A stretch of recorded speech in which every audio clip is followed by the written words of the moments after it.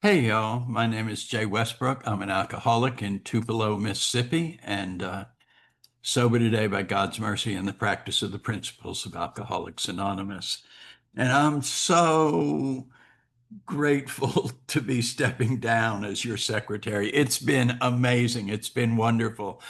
But I need to be an alcoholic in the rooms, just another alcoholic amongst a bunch of alcoholics. So I'm a big believer in rotation of leadership and so confident in handing this off to Diana and Kirsten as co-secretaries that you'll have a wonderful year of speakers and chairing the meeting, and it'll be all good. So I have a note here. It says, tell them your name. I already did that. Jay Westbrook. It says start with a joke. This is a joke. What's the only thing an alcoholic does in moderation? The steps. And so now you've gotten your money's worth and you have a good joke you can take to other people. I'm sober. I'm in my first sobriety. I'm blessed with continuous sobriety from December 2nd, 1988. That's 36 years, 7 months, and 25 days, assuming I put my head on the pillow sober tonight. And I have a sponsor. Her name is Kathy Netches. She spoke here. I have a grand sponsor, Peggy King. Kathy knows she's my sponsor. Peggy knows she's my grand sponsor. I have sponsees who have sponsees. And I was told early on that if I have one hand in a sponsor's hand and one hand in a sponsee's hand, it's really hard to pick up a drink. And that's certainly been my experience. And what do I want to say? I want to talk about the traditions in relationships, but I did that last time I spoke here, so I'm not going to. Let me just not talk about me right away and say the important stuff, and that's this. Welcome to Alcoholics Anonymous. We have a solution for your alcoholism. If you're male or female, gay or straight, black or white, young or old, old timer, newcomer, returnee, welcome to Alcoholics Anonymous. We have a solution for your alcoholism. If you're sheltered or homeless, educated or illiterate, blue state, red state, for the war, against the war, welcome to Alcoholics Anonymous. We have a solution for your alcoholism. If you're tattooed or still an empty easel, welcome to Alcoholics Anonymous. And if y'all were anything like me and you got up into these rooms going, oh my God, I can't believe it's come to this and I'm with a group of losers like you. Or you're anything like me and simultaneously felt, oh my God, I can't believe a group of people like you would let a piece of shit like me even stand in the doorway, let alone sit down next to you. Welcome to Alcoholics Anonymous. We have a solution for your alcoholism. And if you all got here with some issues, we probably don't have the solution for that, but whatever it might be, medicine, psychotherapy, meditation, education, institutionalization, whatever it might be, it'll probably work a whole lot better if you're clean and sober. And I got here with issues. I'm a high school dropout. I went to 16 schools in 11 years. I never did 1 year in one school. I used to say that I was always ostracized as the new kid, the mid-semester arrival, and that's probably a lie. I probably was an isolator. It wasn't that I was ostracized. I can't be sure. Maybe it was a little of both, but my guess is it wasn't all just being excluded. And I come from a New York communist, atheist, theatrical family, and that usually used to get a laugh. And I thought it was cute, and I probably said it to get the laugh, but it's pretty significant. And when I say make believe, theatrical family, it means that I learned how to make believe and how to believe my make believe. and that included things like, hey, I could stop anytime I wanted to. And I really believed that, and it was absurd. Um, Communist was really significant. I was trained, drilled into my head. Rich people are bad simply because they have money. Poor people are good simply because they're poor. The result of that was that every time I started to get ahead financially, I would sabotage myself because those old tapes were playing, and it took a lot to get past that and over that and have a life where there was some abundance and some comfort and some security. It's not like I'm not rich, but I certainly am comfortable. And the atheist made it really hard when I got to the rooms and I walked in, and on the wall there was the straight up words like God, and then there was this, the secret handshake words like higher power. But I knew what that meant because I've been to college. I may be a high school dropout, but I've been to college, and I knew exactly what it meant, and it was very clear this was not for me. And yet somehow I stayed. And I think it's important to say I'm an incest survivor. And mom went out the door when I was 5 months old, and she never came back. And I really don't know the story. And my father remarried when I was 2, and then when I was 3, dad and stepmom wanted to focus on career, and they gave me to a family. I hope they thought it was a good family. They weren't. They were monsters. And I was 3 years old. I was terrified of the dark, and they locked me in a pitch black closet for the next 3 years and pulled me out once a day to be washed, raped by 3 adults, and ritualistically tortured. And I lost everything a child could lose. I lost my sanity and my safety and my security and my trust and my innocence, any sense that I could say no and have it be heard and respected. Um, I was filled with hate and rage that was completely unsafe to turn on my perpetrators. So I learned to turn it on myself, how to hurt myself with my wounds. And that's a behavior that lasted for many decades. And I also learned to give up. When I was out of that closet being abused, I just wanted to get back in the closet and I couldn't. And when I was in that pitch black closet and terrified, and I wanted out and there was no way to get out, and I learned to give up. And that's a behavior that's lasted for decades. I'll try something, to open something or to do something with my phone, and I don't know how, and I just give up, and I'll wait until I see somebody who's 12 who can do it and show me how to do it. How do I do this on my phone? And they just do it. Um, I think I'm going to talk a fair amount about Nancy, so I'm going to stick her picture up here for a minute just so you all know what she looks like. That was my wife, Nancy. There's another shot of her, stunningly beautiful, kinder than she was beautiful. And what's really interesting is Nancy grew up in Wichita, Kansas, in an absolutely Ozzie and Harriet home. It couldn't have been more loving, more supportive, more stable, more non-chaotic, non-abusive. And Nancy ended up with exactly the same disease I have, alcoholism, and exactly the same solution for it, the 12 steps and the 12 traditions. And so, in spite of all that stuff that happened to me as a kid, that did not make me an alcoholic.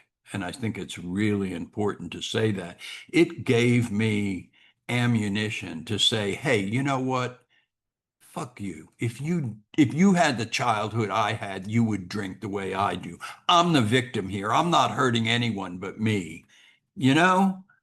I could stop anytime I want to. I just don't want to.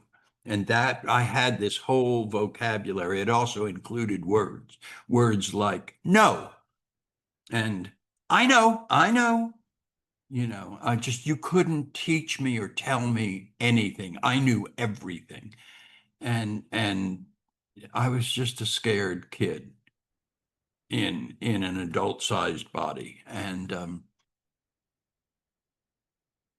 I was pretty broken. So to go on with that story, I spent 3 years in that closet. I mean, my life was the closet. I slept, toileted, ate, lived, existed in that closet, except when I was out to be abused. And after 3 years, I was pulled out of that situation. I was reunited with my parents. I was periodically re-victimized because predators spot prey. You know, there's something about our energy, our gait, our posture, our expression, our something that predators can just spot. And so periodically it would happen.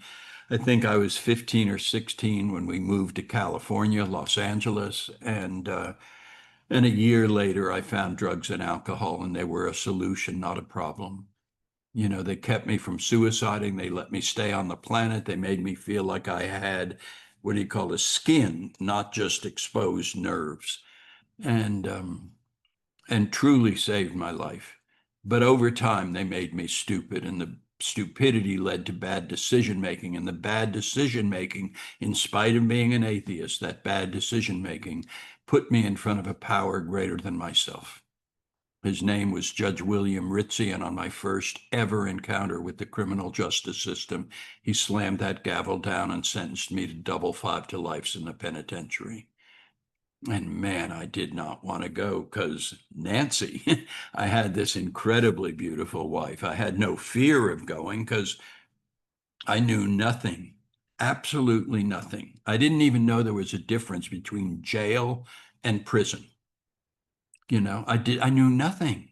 And it took about 5 hours to learn the difference. And that first night coming up from the chow hall, 5 guys grabbed me and beat me almost to death and gang raped me. And once that happens in the penitentiary, that's who you are until you get out. And when I was finally released, I was filled with hate and rage and a sense of victimhood and bitterness and blame and cowardice and irresponsibility and massive PTSD and massive shame. And I went right back to the lifestyle.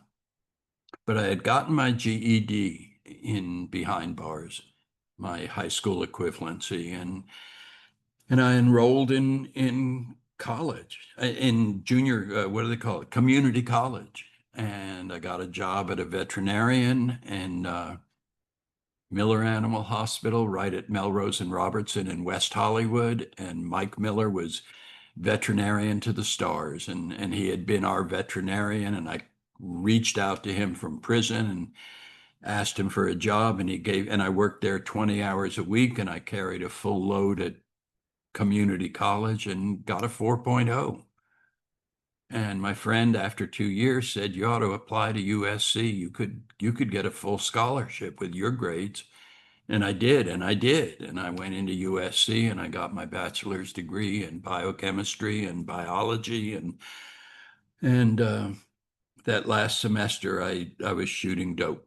And I'd look and I had histology, I had embryology, and I had immunology that semester. And I'd look in the microscope and everything would be swimming, but it wasn't. And I got my first 2 Cs ever, and it was enough to keep me out of veterinary school. And what a loss. You know, I was so depressed, and that was my identity. And I told everybody, and you know, as often is the case, I'm so grateful I didn't get into veterinary school, and I went ahead and got my RN and a master's degree. And Nancy and I never had children because, no offense to those of you that do, we didn't have them because we don't like them. And that's a good thing that we didn't have them. There are people who don't like them and they go ahead and have them. Go figure. I don't understand that. We didn't have them. We didn't like them and we didn't have them. But here's alcoholism. When I got sober, right at the end, I was associate director of medical research at a children's hospital in Los Angeles. That's alcoholism. I don't like children, and I'm working at a children's hospital and a job I absolutely hate, serving a population I do not like. And I was there because I had a business card that said Associate Director of Medical Research, and I thought you might, I had a fantasy that you might be impressed with that card. You weren't, but I thought you might be, and I couldn't look you in the eye, but I could hand you my business card and hope that that would impress you. And just crazy stuff, crazy stuff. And, Nancy and I had met in 1968, uh, the night of June 7th, night going into the morning of June 8th. Friday night, June 7th, 1968, we met at a party. It was a party I didn't want to go to, but I knew there'd be good outside issues. And I went, and Nancy didn't want to go. And she was dragged along by her sister. And at 1 in the morning, my friend George came up with this little blonde and said, Nancy, this is Jay. Jay, this is Nancy. She wants to walk on the beach. Not safe at night, even in the Palisades. Go with her. And we took that footbridge over Pacific Coast Highway and came down on the sand in front of where Gladstone's used to be. And we walked and talked for 5, 6 hours, and the sun came up, and it was amore prima noche, love at first night. And thunderbolt love, just incredibly powerful. And we were never apart from that first morning on, never, ever apart. And and Nancy was a drug addict and an alcoholic, and I was a drug addict and an alcoholic, and it was a match made in heaven. We did it till the wheels fell off, and mine fell off first. And I got sober, and Nancy had no interest at all, and made it very clear. And we were so in love, and we could feel the separation happening, and it terrified both of us, but it didn't terrify her enough to get sober. And I went to a meeting every morning and every night, and she got lonely, and she started going to meetings for a little socialization and for the entertainment value. And people would say, "Oh, you keep coming back, honey," and she'd go, "No, no, no, I'm just here for some socialization. I'm just here to support Jay." And she caught alcoholism through her ears. And on my 90th day, she stood up and said, "My name is Nancy Morgan Westbrook. I'm a cocaine addict and an alcoholic." And she stayed sober from that night on, and died with 23 and a half years sober, 11 weeks to the day after our 42nd wedding anniversary, in my arms, in our home, on hospice with pancreatic cancer. And man, the ground went out from under me, and I did not know if I'd be able to stay sober, but I got real clear that I was unwilling to disrespect the program that had given Nancy so much, that had given Jay so much, that had given us so much as a couple. Jancy, we were Jay and Nancy, Jancy, that AA couple in West Hollywood, California. And and I reframed my pain as small price to pay for a lifelong love affair, small price to pay. And I took my wedding ring off, and I took my ring and Nancy's to JR. He's a custom jeweler in Beverly Hills. And I said, melt the two rings together and make me a new one that's thicker and wider. And that's what I wear today. And so you kind of have Jancy speaking tonight. And I will step back and tell you that as we approached my sobriety, we had a beautiful apartment, big, Spanish fourplex, beautiful apartment in West Hollywood, right across from Plummer Park. I drove a really nice car. I had this beautiful wife. I had a good paycheck. I had a business card with a fancy title on it. I had a nice office at the hospital. And very clearly, my life was not unmanageable. I wasn't pushing a shopping cart. I wasn't laying in my vomit. I wasn't down on Skid Row. I wasn't in a jail cell anymore. And and from the outside, my life looked pretty good, you know. But the truth is that I learned some things at 3 and 4 and 5 and 6 years old about my worth and value. It's the only worth and value I had were to stick a dick in or lay a belt across my back. And the truth is that we engage in behaviors that validate our self-worth. If I think I'm a tough guy, I'm going to end up in a lot of fights. And if I think I'm a Romeo, I'm going to have a lot of notches on my belt. And if I think I'm a bad boy, I'm going to be in and out of a lot of jail cells. And because of what I thought my worth and value was, let's just say I was out engaged in pitifully and incomprehensibly demoralizing behavior that filled me with so much shame. And the big book talks about the cycle of spree and remorse. And it's talking about it in terms of drinking, but it goes much deeper and much further than that. Mine wasn't a cycle, it was a spiral, a downward spiral of spree and remorse. And I'd go and engage in those behaviors and be so ashamed. And I'd go home and Nancy would look at me with a look of love in her eyes and I'd start a fight. So I could push her away. And to myself, I would say, what is wrong with this woman that she would love a piece of shit like me? You know?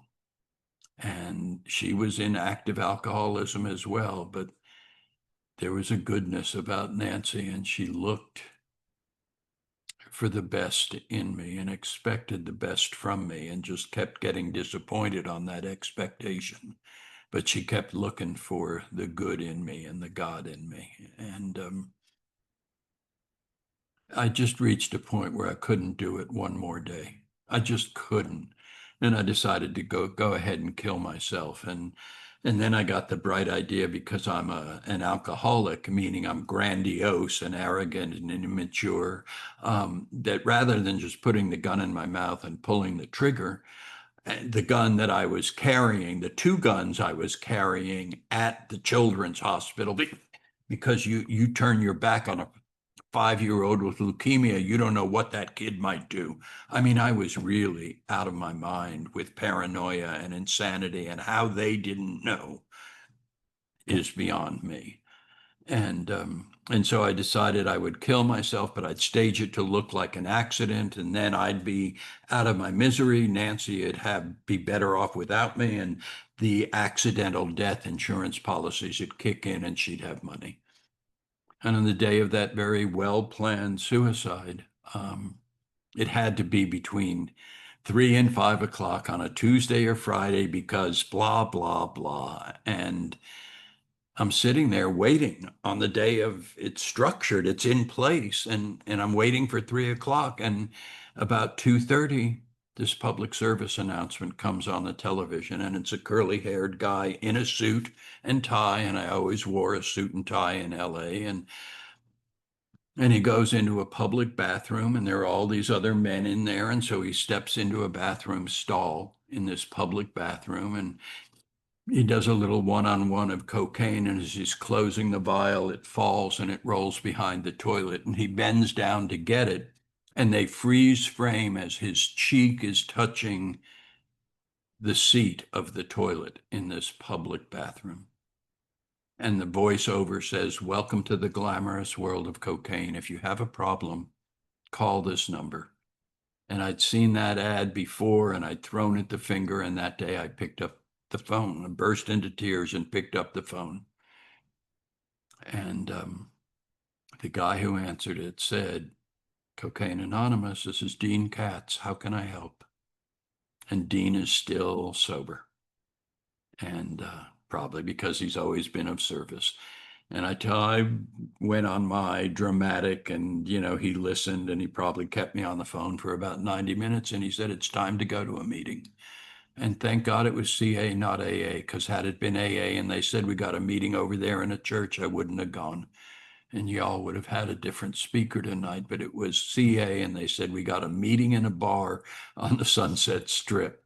And I had been in that bar and sat there and drank, and I felt safe going. And I went, and I don't remember a whole lot about it, but I know at the end of the meeting, I must have said something. And at the end of the meeting, they said, "Honey, you are really sick. And I said, thank you. And they said it wasn't a compliment. It was an observation. You're really sick. You'd probably benefit from morning meetings. We're cocaine addicts. We don't do anything in the morning. Go to Log Cabin. It's AA at Melrose and Robertson, and you can talk about drugs. And 3 days later, on my third day of sobriety, that early that morning, it's a 7:30 a.m. Monday through Friday meeting. I walked up to Log Cabin, and there was a guy standing on the top step. It's 4 steps up, and he had a pink shirt on, and he took one look at me, and he could tell I was new. And he said something that changed my life. He said, "Hi, honey. Welcome to Alcoholics Anonymous. You know, if you leave your fantasies at the door, all of your dreams can come true in AA if you're willing to work for them." And I about fell over because I didn't know there was a difference between fantasies and dreams. And I was living the fantasy. The fantasy was when I handed you my business card, you'd be impressed, and you weren't. And my dream that I was completely ignoring was to work with the dying. And when that meeting ended at 8:30 a.m., I got in my car and I drove into the hospital and I quit my job. And I drove downtown to LA County USC Medical Center, County General Hospital, at that time, the largest hospital in the country, serving the poorest of the poor. And I got a job as a cancer nurse for a year. And then I got a job, got recruited to the pain management service for a year. And then I made the leap to hospice.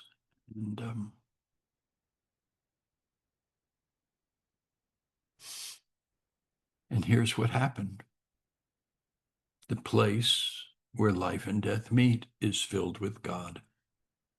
Period.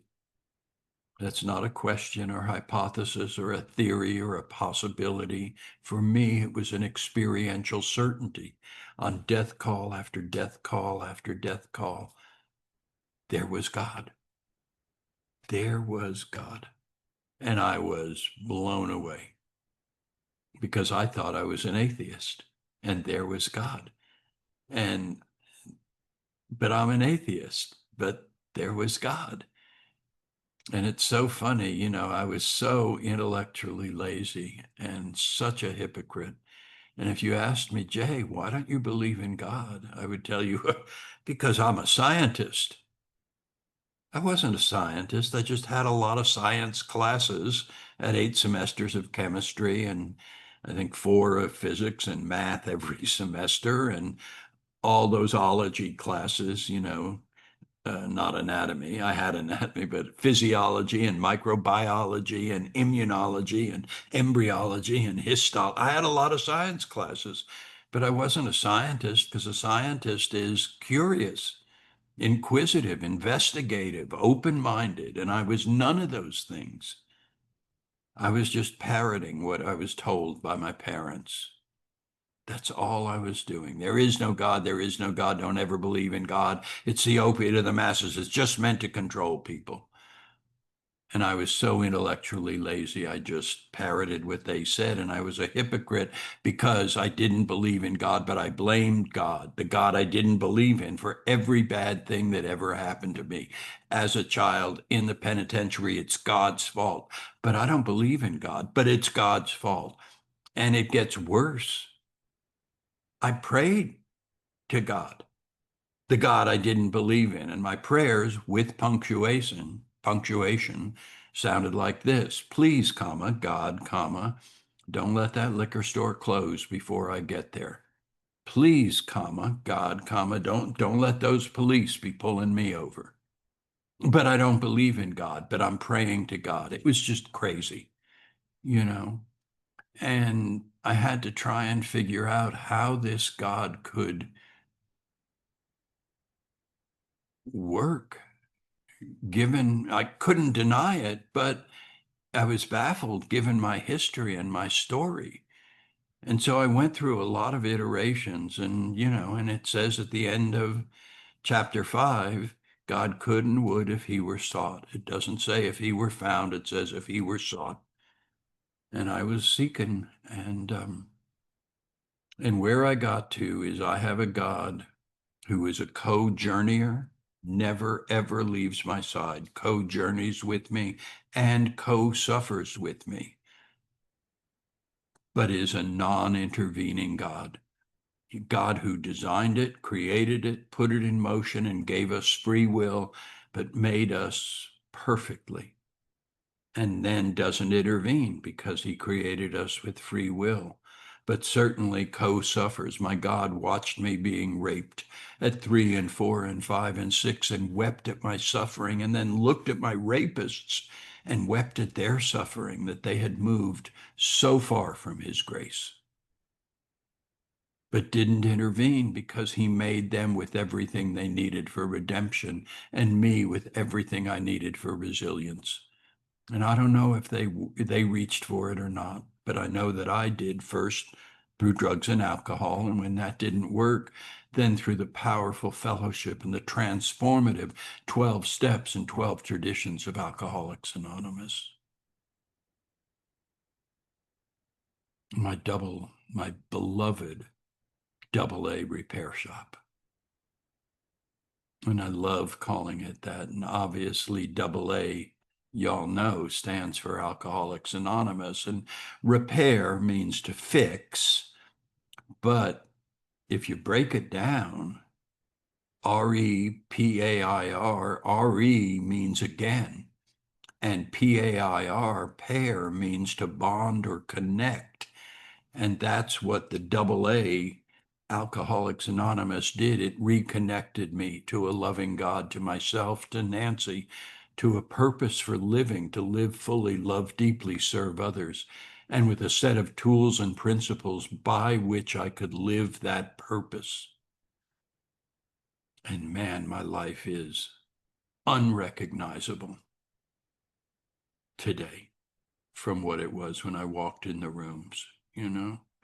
It is just completely, my vocabulary is completely different. Where it used to be no, today it's of course, or yes, or I'd be honored. And where it used to be I know, today it's tell me more. Can you help me understand?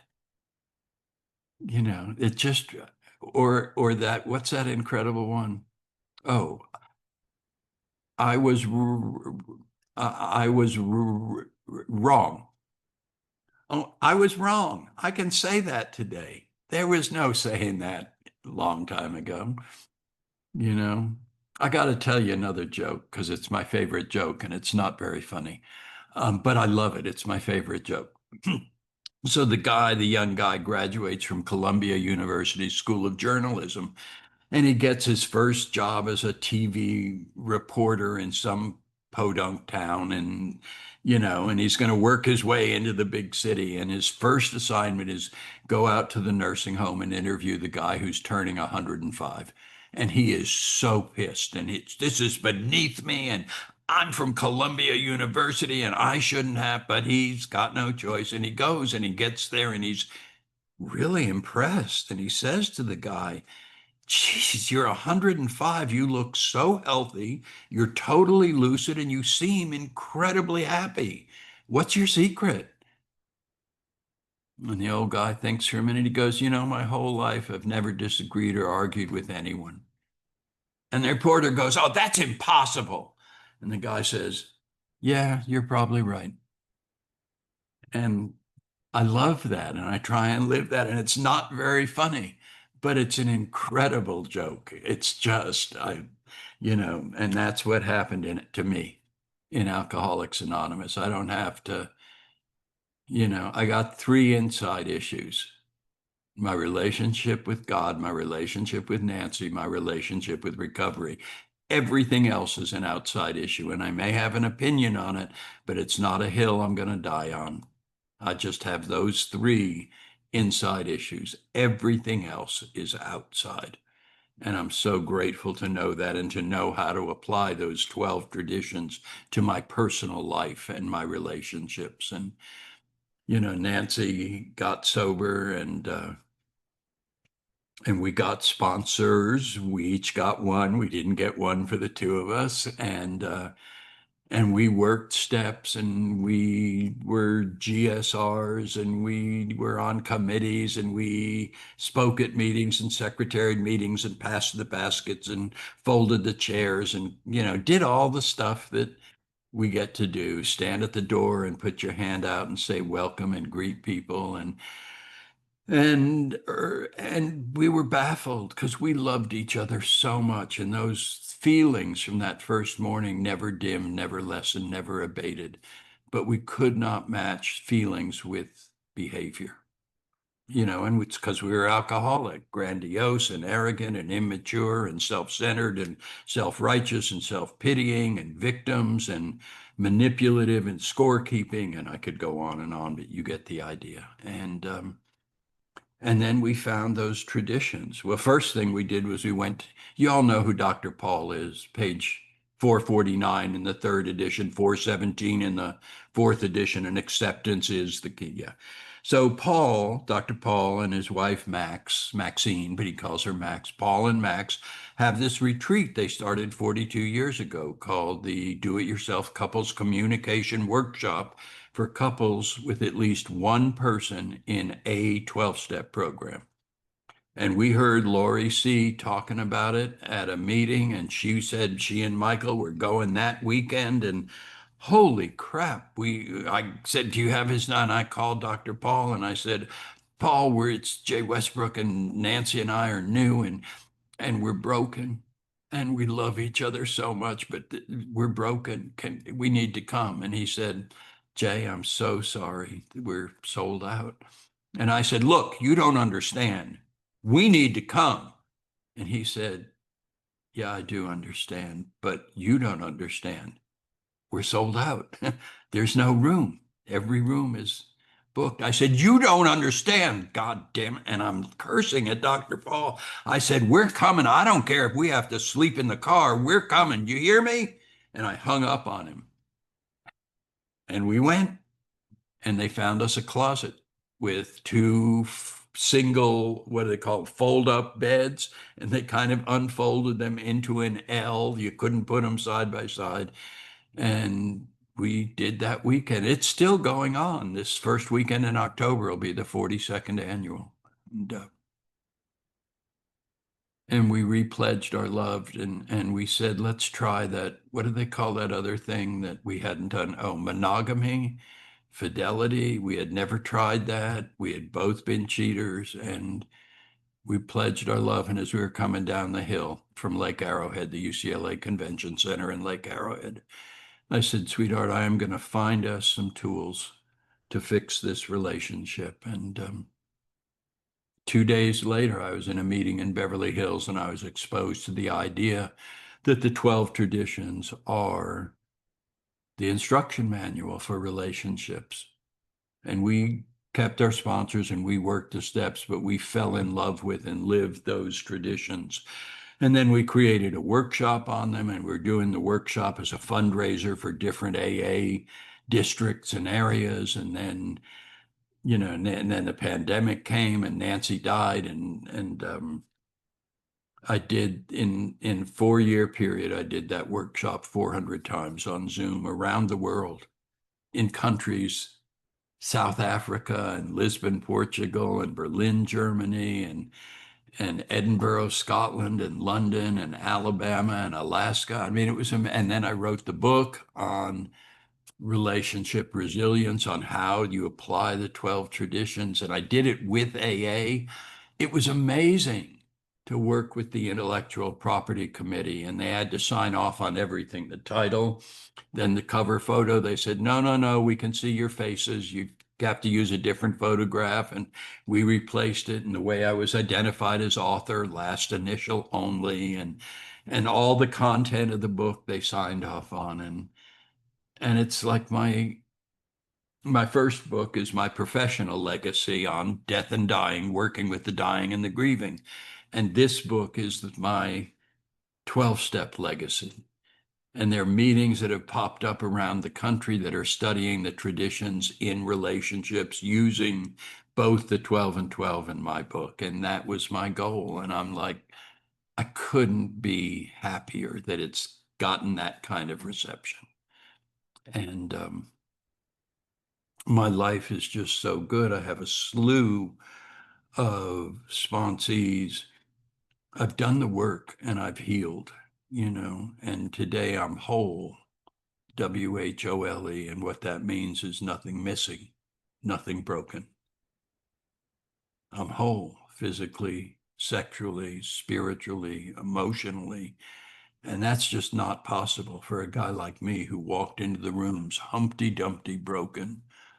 All the king's horses and all the king's men could never, ever put Jay back together again. And y'all did. And a special shout out to the women of Alcoholics Anonymous because they saved my life. They knew me, they knew Nancy, they trusted me, they largely because of Nancy, and they took me into their little private house meetings for incest survivors and gave me hope and gave me some tools and gave me a different perspective. In these days, I would wish that childhood that I had on nobody, but you couldn't get me to give it up. You could not get me to give it up. I got PTSD out of it, but I also got PTG, post-traumatic growth. I didn't even know post-traumatic growth was a thing, a psychological phenomenon, emotional phenomenon. And I suffered profoundly, and I was forced to forge a relationship with suffering, kind of like steel is strengthened in the fire, And that relationship with suffering became my vehicle for awakening compassion in me and for others. And it's what's allowed me to be an amazing grief and loss counselor and hospice nurse, and to sit with people who are suffering physically, spiritually, emotionally, to sit with a compassionate presence and bear witness and have the humility and the courage and the restraint and the compassion to simply sit unless and until I'm invited to do more. Couldn't have done that had I not had that suffering. And I was invited. I was back in New York. I flew back 10 days after 9/11, and I was doing, we called it grief counseling, but it was really debriefing. People were not in a state to receive any counseling. And there was kind of an elite group of us who went back and I spent 2 months there on a volunteer basis, and got a call while I was there from a hospital in California, in LA, saying we're going to be the first community hospital in California to have a palliative care and bereavement service. Would you design it and be our clinical director? And I said yes. And people flew in from all over the country to shadow us. It was so new, and to see what this model was that we were using. And I got in, I got invited to be visiting faculty scholar at Harvard Medical School. And I went. And I went a couple days early, and I went to an AA meeting on the campus of MIT, and I had a breakdown, and I was crying and going, oh my God, I mean, I'm a drug addict and an alcoholic. I'm an ex-con. I'm an incest surviving piece of shit. It's like, what are they thinking? They're idiots. Why would they have chosen me? And everyone was trying to comfort me except this one one of the deans from MIT, and he said, "You're about the most arrogant fuck I've ever heard."